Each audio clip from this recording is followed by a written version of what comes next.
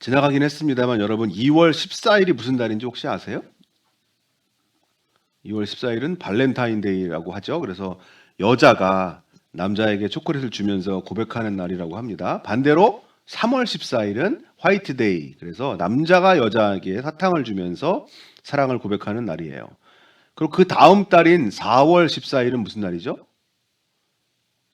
고백하지 못한 또는 받지 못한 솔로들이 짜장면을 먹는 블랙데이입니다. 뭐 이런 무슨 데이 이런 게 달마다 있더라고요. 1월 달은 연인끼리 다이어리를 선물하는 다이어리 데이래요. 그리고 5월 14일은 장미를 선물하는 로즈 데이. 6월 14일은 뽀뽀하는 키스 데이. 7월 14일은 음반지를 교환하는 실버 데이. 8월 14일은 숲에서 데이트하는 그린 데이랍니다. 또 9월 14일 같이 사진 찍는 포토 데이. 10월 14일은 같이 와인 마시는 와인 데이. 11월 14일은 영화 보는 날, 뮤비데이. 마지막 12월 14일은 포옹하는 날, 허그데이라고 한다고 합니다. 뭐 그 외에도 보니까 뭐 11월 11일은 빼빼로데이고요. 3월 3일, 3자가 많이 들어가서 그런가요? 삼겹살 데이. 뭐 5월 2일 무슨 날일까요, 여러분? 5월 2일. 오이 먹는 날인가 봐요. 오이데이래요. 뭐 장사 속이다 뭐다 그렇긴 하겠습니다만 어쨌든 많은 사람들이 이런 날들을 즐기고 있어요. 그것은 아마도 뭔가를 기념하고 또 뭔가를 기억하고 싶은 그런 마음들이 아니겠습니까? 뭐 공식적인 기념일들도 있잖아요. 3월 1일은 3.1절. 우리 일제강점기에 3.1운동, 독립운동을 기념하는 날이죠. 6월 6일은 현충일. 우리 순국 선열들을 추모하는 날입니다. 또 8월 15일은 광복절, 10월 9일 한글날, 뭐 5월 5일은 어린이날, 5월 8일은 어버이날, 5월 15일은 스승의 날, 뭐 이랬습니다. 뭐 여기까지는 아마 여러분 다 아실 거예요, 대부분. 그런데 이 다음부터는 좀 저한테는 다소 생소한 기념일들이더라고요.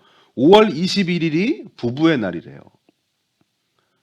11월 11일은 농업인의 날, 5월 8일은 세계 적십자의 날, 12월 10일은 세계 인권의 날, 4월 7일이 보건의 날, 6월 5일이 환경의 날 뭐였습니다. 7월 11일은 인구의 날이래요. 여러분 인구의 날도 있어요.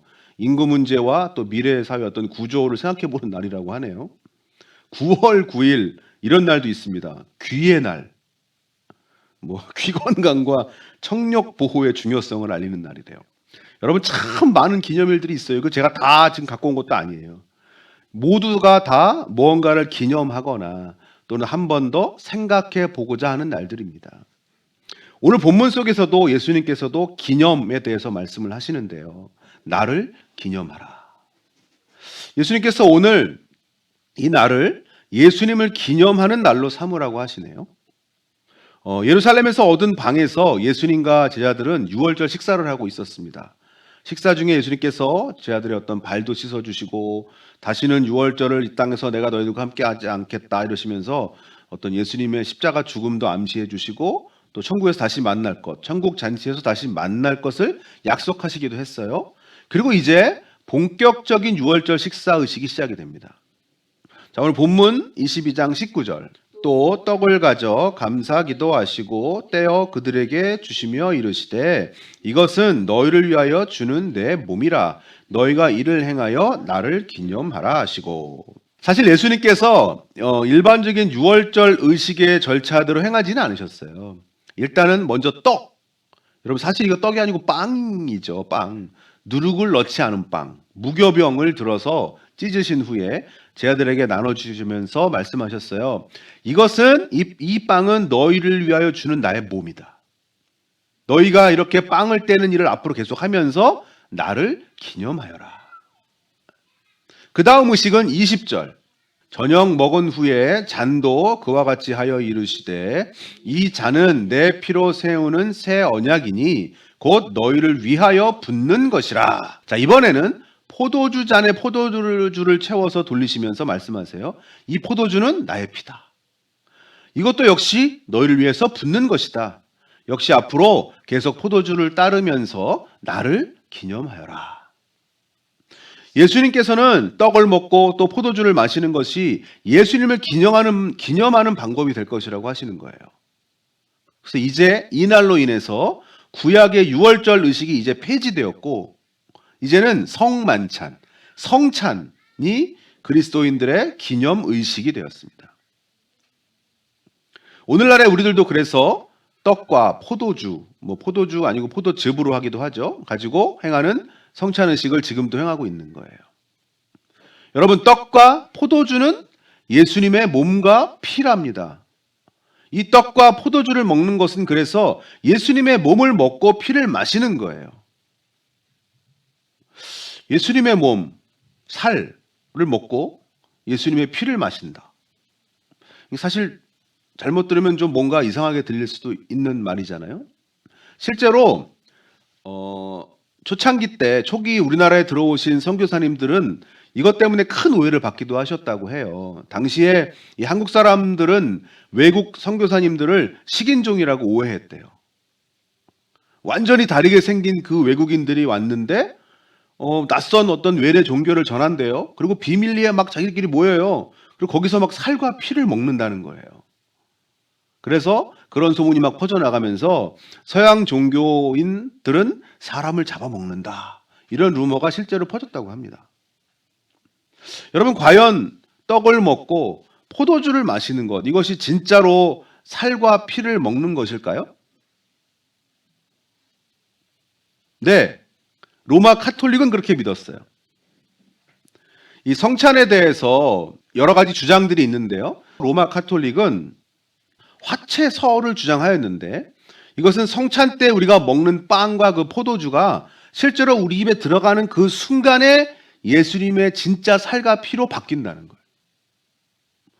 그리고 또 다른 성찬에 대한 주장은 공제설입니다. 루터가 주장한 건데요. 빵과 포도주는 변하지 않고 그대로인데 그 빵과 포도주 안에 또는 그 옆에 예수님께서 임하신다는 거예요. 쯔빙글리라는 사람은 상징설을 주장했는데요. 이거는 빵과 포도주는 그냥 예수님의 몸과 피를 상징하는 것뿐이라는 거죠. 마지막으로 칼빈이 주장한 것은 영적 임재설입니다. 이것은 예수님께서 빵과 포도주에 임하시기는 하는데 몸이 임하시는 게 아니라 영적으로 임하신다는 거죠. 여러분, 어느 게 맞을까요? 칼빈이요? 요즘에 개신교는 사실 칼빈의 영적 임재설을 많이 따릅니다. 우리가 주님을 기념하면서 나누는 그 성찬의 자리에 예수님께서 영적으로 임재하신다는 거예요. 예수님이 임하신다는 거예요. 요한복음 6장 56절 말씀 함께 읽어볼까요? 내 살을 먹고 내 피를 마시는 자는 내 안에 거하고 나도 그의 안에 거하나니. 우리가 예수님의 몸을 상징하는 그 빵을 먹고 예수님 피를 상징하는 포도주, 포도즙 이걸 마신다는 것은 연합, 즉 주님과 하나됨을 기념하는 거예요. 우리와 하나 되어주신 예수님을 기억하는 거예요. 구약의 유월절은 이스라엘 백성들이 그러니까 이집트에서 구원받은 것, 출애굽을 기념하는 절기예요. 하나님의 10가지 재앙이 애굽에 쏟아졌어요. 그리고 드디어 애굽의 왕 바로가 이스라엘 백성들을 풀어주었습니다. 출애굽. 여기에는 마지막 그 10번째 재앙이 결정적이었죠. 애굽 안에 있는 모든 첫 번째 거, 사람이든 짐승이든 간에 첫 번째 아들, 첫 번째 수컷이 하룻밤새 다 죽임을 당했어요. 단 하나님의 명령에 순종해서 집 문설주와 문인방에다가 어린 양의 피를 바른 그 집은 이 끔찍한 재앙이 그냥 지나갔습니다. 넘어갔습니다. 그 장자가 죽지 않았어요. 유월절을 뜻하는 히브리어 파스카라는 말이 넘어가다라는 뜻이에요. 넘어가다. 장자의 죽음의 그 재앙이 하나님의 은혜로 그냥 넘어간 거. 그리고 그 재앙을 통해서 하나님께서 이스라엘 백성들을 구해내신 것, 이것을 기념하는 절기가 바로 유월절이에요. 예수님께서 행하신 일들에 대해서 제2의 출애굽이라고 말합니다. 애굽에서 바로의 지배하에 있던 그 이스라엘 백성들은 바로 우리들에 대한 예표예요. 그래서 세상에서 마귀의 지배에 있던 그 우리들을 예수님께서 출애굽, 즉 구원해 주셨다는 거죠. 장자의 그 재앙, 장자가 죽는 재앙을 넘어가게 했던 그 어린 양의 피는 그럼 뭐예요? 그렇죠. 어린 양이신 예수님의 보혈을 상징하는 거예요. 이 유월절 의식은 출애굽을 기념하는 절기인데 그 유월절을 우리 주님께서 이제 성찬으로 바꿔주신 거예요. 이제 이 성찬은 이스라엘만의 그런 어떤 절기에서 구원받은 모든 하나님의 자녀들이 구원받은 것을 감사하는 그런 모든 이의 의식으로 바뀐 거죠. 요한복음 6장 48, 52절 함께 읽어볼까요? 내가 곧 생명의 떡이니라. 너희 조상들은 광야에서 만나를 먹었어도 죽었거니와 이는 하늘에서 내려오는 떡이니 사람으로 하여금 먹고 죽지 아니하게 하는 것이니라. 나는 하늘에서 내려온 살아있는 떡이니 사람이 이 떡을 먹으면 영생하리라. 내가 줄 떡은 곧 세상의 생명을 위한 내 살이니라 하시니. 예수님은 생명의 떡이시래요. 그래서 이 생명의 떡이신 예수님을 먹는다는 것은 곧 생명을 얻는 겁니다. 우리가 성찬에서 떡을 떼고 또 포도즙을 마시는 것은요. 그래서 우리가 이 예수님으로 인해서 새 생명을 얻었다는 것에 대해서 감사하고 기념하는 의미예요. 떡과 포도주를 먹는다는 거, 예수님의 몸과 피를 먹는다는 거, 여러분 이것은 임재하신 예수님과 하나 되는 거라 그랬어요. 즉 연합을 의미하는 거예요.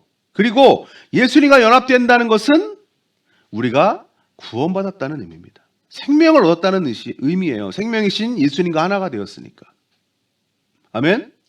자, 그런데 여기서 끝이 아닙니다. 우리가 예수님과 연합된다는 것은 그냥 구원받았다는 것에서 끝나지 않아요. 출애굽한 이스라엘 백성들이 어디로 갔죠? 어디를 향해 갔습니까? 가나안 땅이죠. 하나님께서 허락하신 약속의 땅, 복의 땅, 가나안으로 향합니다. 하지만 가나안 땅에 들어가기까지 이스라엘 백성들은 꽤 많은 시간을 어디서 보냈어야 됩니까? 그렇죠. 광야예요, 광야. 이스라엘 백성들은 40년의 그 광야 생활을 거쳐서 가나안 땅에 이르렀어요. 구원받은 우리들이 약속받은 그 가나안 땅은 천국입니다. 하지만 우리들도 그 천국에 이르기까지 이 땅에서의 삶을 살아야 돼요. 이스라엘 백성들은 가나안 땅에 들어가기 전 광야에서 훈련을 받았어요. 가나안 땅에서 살아갈 백성들이 되기 위해서 하나님께서 훈련시키셨어요. 그래서 이 가나안은 천국을 상징하기도 하지만 또 이 땅에서 우리가 누릴 복을 상징하기도 하거든요. 그런데 그 복을 얻기 위해서 우리에게 뭐가 필요할까요?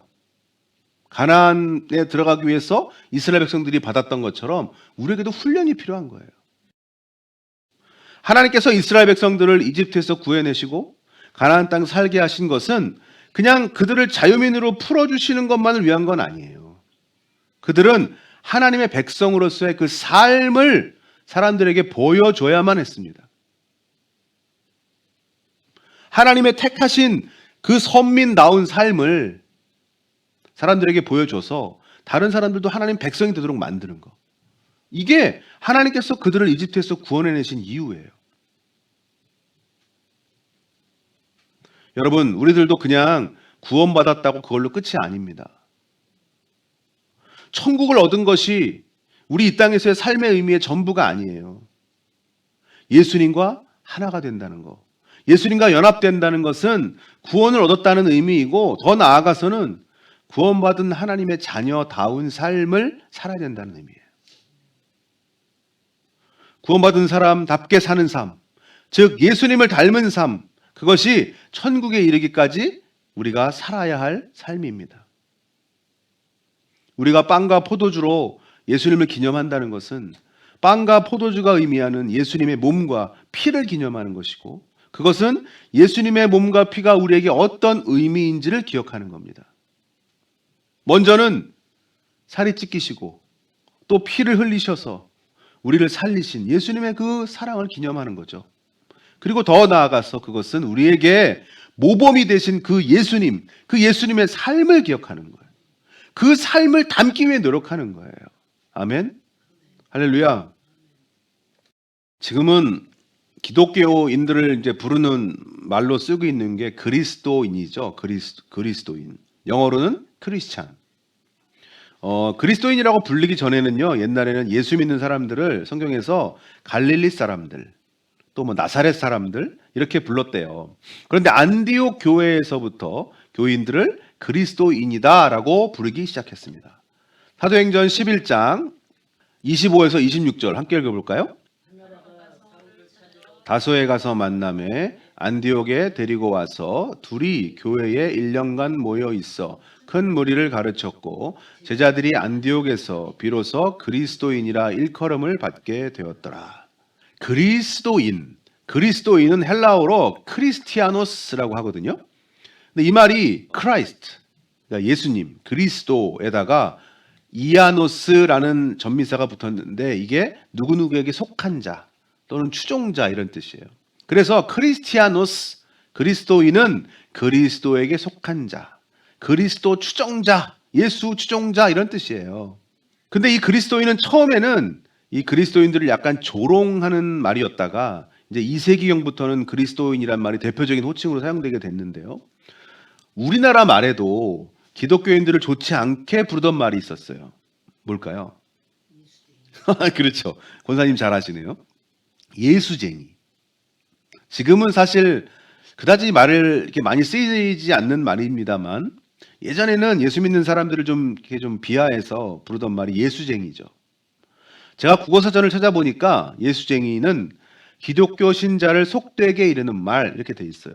그리고 비슷한 말로 예수꾼 그리고 기독교인 이렇게 돼 있어요. 여러분 저는 그리스도인의 순수 우리말이 예수쟁이인가 아닌가 싶어요. 제가 아시다시피 여러분 음악 관련된 일을 했었잖아요. 그 시절에 만났던 형님들이 있어요. 지금까지도 그분들은 이제 음악 그리고 공연 이런 관련된 일에 종사하고 계신데 가끔이긴 합니다만 이제 그 형님들하고 모임을 지금까지 이어오고 있는데 그 모임 이름이 쟁이에요. 쟁이. 쟁이는 순수 우리말인데 어떠한 특성을 가진 사람 이런 뜻이에요. 그래서 우리 멋쟁이, 겁쟁이, 수다쟁이, 방구쟁이 이런 이제 것이 이해가 되겠죠. 제가 신학교를 이제 들어가고 나서 쟁이 모임을 나갔는데 제가 이제 음악이나 어떤 공연 관련 업계에서 떠났잖아요. 그래서 내가 쟁이 모임에 계속 나가도 되는가 좀 겸연쩍더라고요. 물론 형님들은 괜찮아 승원아 너도 계속 나와야지 이렇게 말씀을 해주시는데 조금 명분이 부족하지 않나 이런 생각이 들었어요. 그런데 갑자기 저한테 드는 생각이 있어서 제가 형님들에게 이렇게 말했어요. 형님들 저도 쟁이입니다. 예수쟁이에요. 예수쟁이. 근데 그렇게 말하니까 형님들이 제 눈치를 슬슬 보는 거예요. 야 승원아 그 말 좀 안 좋은 말 아니냐? 써도 되는 말이냐? 아니에요. 괜찮아요. 저는 좋아요. 저 예수쟁이 맞아요. 제가 그랬습니다. 여러분 저는 이 예수쟁이란 말이 참 좋아요. 쟁이라는 말이 어떠한 특성을 가진 사람이라는 뜻이라면 여러분 예수쟁이는 예수의 특성을 많이 가진 사람 이것이 아니겠어요?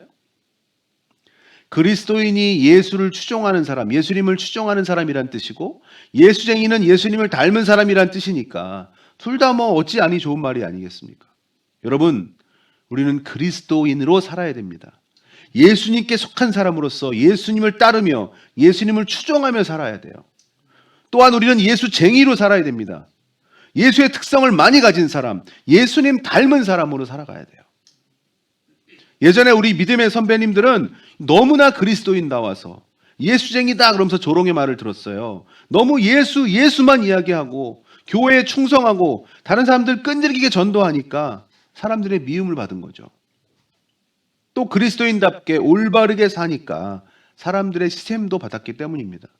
하지만 지금은 오히려 그리스도인들이 그리스도인답지 못해서 교회가 교회답지 못해서 우리들이 세상 사람들에게 손가락질을 받고 있어요. 안디옥 교회의 성도들을 그리스도인이라고 부른 사람들은 세상 사람들이에요. 불신자들이에요. 그들이 성도들을 그리스도인이라고 부른 것은 물론 처음에는 조롱하는 투로 시작한 것이지만 생각해보면 당시에 그 안디옥 교회 성도들이 자신들과 뭔가는 달랐기 때문이에요. 여러분 지금의 우리 한국교회 교인들은 세상 사람들과 무엇이 다를까요? 지난번에 한국교회 신뢰도 조사 내용을 말씀드린 적이 있어요. 2026년 기윤실 기독교 윤리 실천 운동에서 2026년 한국교회의 사회적 신뢰도 여론조사였는데요. 이 조사에 따르면 한국교회를 신뢰합니다라는 응답자가 겨우 19%였습니다. 반면 한국교회를 신뢰하지 않는다라는 응답자는 무려 75.4%예요. 여러분 정말 너무 마음이 아파요. 눈물이 납니다. 교회가 신뢰도를 회복하기 위해서 그러면 최우선적으로 해야 할 과제가 무엇이냐라는 질문에는 공공의 이익보다 교회의 이익을 앞세우는 태도를 바꿔야 된다는 것. 이것이 24%로 가장 많은 사람들이 대답했어요. 그러니까 세상 사람들이 보는 지금의 한국 교회는요, 교회의 이익만 추구하고 공공의 이익은 뒷전으로 밀어둔 이기적인 모습인 거예요.